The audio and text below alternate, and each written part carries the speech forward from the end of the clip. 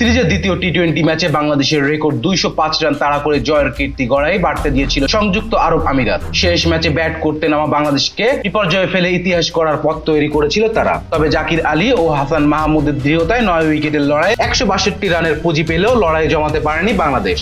আমিরাতের কাছে 5 বল থাকতেই 7 উইকেটে বড় ব্যবধানে হেরেছে লিটন দাসরা। 2-1 ব্যবধানে সিরিজ হারের লজ্জায় ডুবেছে তারা।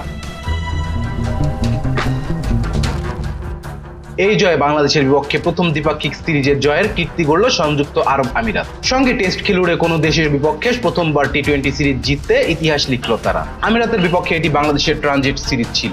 পাকিস্তান যাওয়ার আগে দুবাইয়ে যেহেতু নামতেই হতো, প্রস্তুতি সিরিজ খেলতে অনুরোধ করেছিল বিসিবি। এমনকি সিরিজের শেষ ম্যাচও অনুরোধ করে বাড়ানো হয়েছিল। তাতে লজ্জা সঙ্গী হলো বাংলাদেশের। বুধবার রাতে শারজা ক্রিকেট স্টেডিয়ামে তৃতীয়বারের মতো টস হেরে ব্যাট করতে নেমে 57 রানে 5 উইকেট হারায় বাংলাদেশ। ওপেনার পারভেজ ইমন গোল্ডেন ডাক ফিরে যান। তিনি নামা লিটন 10 বলে 1-4 ও 1 ছক্কায় 14 রান করেন। 3 ম্যাচেই সেট হয়ে সাজঘরে হাঁটেন তিনি। 4 নামে তাওহিদ হৃদয় 2 বলে 0 ও সহ অধিনায়ক শেখ মাহাদি 9 বলে 2 রান করে ফিরলে বিপদে পড়ে বাংলাদেশ।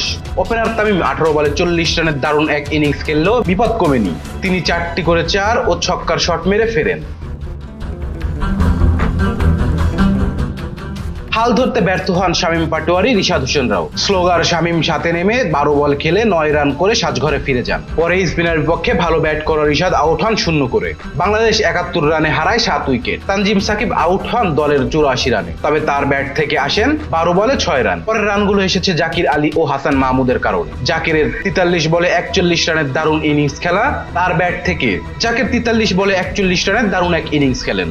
তার ব্যাট থেকে 3টি ছক্কা ও 1টি 4-এর শট আসে। পেসার হাসান মাহমুদ 15 বলে 3টি ছক্কায় 26 রান করেন। 7 বলে 17 রান করেন শেষ ব্যাটার শরীফুল। শেষ 3 ওভারে বাংলাদেশের 53 রান তুলেছেন তারা।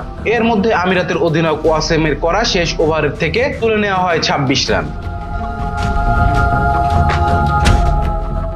বাংলাদেশের রান লড়াই করার মতো হলেও জয়ের জন্য যথেষ্ট ছিল না। তারা প্রমাণ করেছে স্বাগতিক আরব আমিরাত। 14 রানে তারা প্রথম উইকেট হারায়। ওপেনার ও অধিনায়ক অসীম ফিরে যান। 10 ওভার 4 বলে 79 রানে চতুর্থ উইকেট নিয়ে ম্যাচে ফিরেন বাংলাদেশ। কিন্তু চতুর্থ উইকেটে বাকি রান নির্বিঘ্ন তুলে নেন আলিশান ও আসিফ খান।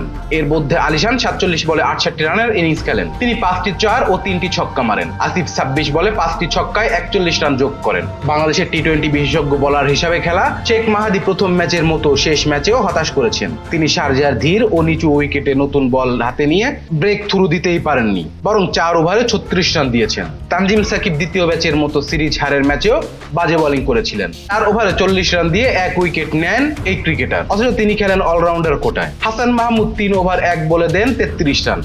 ভালো বোলিং করেছেন শরীফুল ইসলাম। তিনি 4 ওভারে 24 রান দিয়ে 1 উইকেট নেন। রিশাদ 4 ওভারে 32 রান দিয়ে একটি ব্রেক থ্রু এনে দিয়েছিলেন। Rizwan Islam, B Sports. Please subscribe our channel to get more information about Cricket World.